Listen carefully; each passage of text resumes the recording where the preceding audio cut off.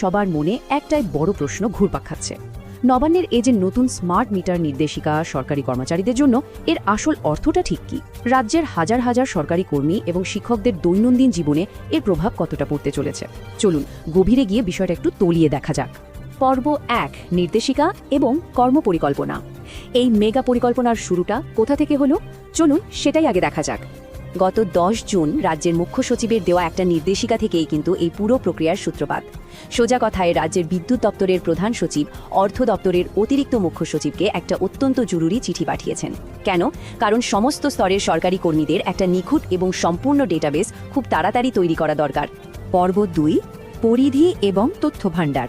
এখন প্রশ্ন হচ্ছে, ঠিক কী ধরনের তথ্যের খোঁজ চলছে?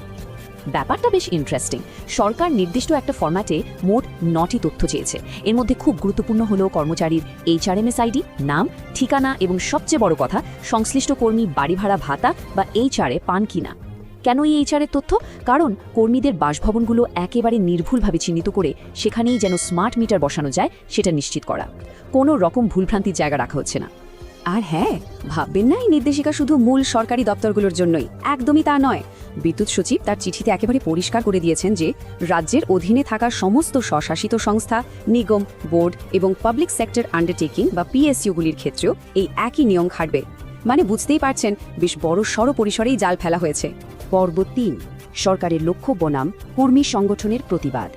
যে কোনো বড় সরকারি সিদ্ধান্তের মতোই এখানেও একটা মুদ্রার দুটো পিঠ রয়েছে। প্রশাসন আসলে কি চাইছে?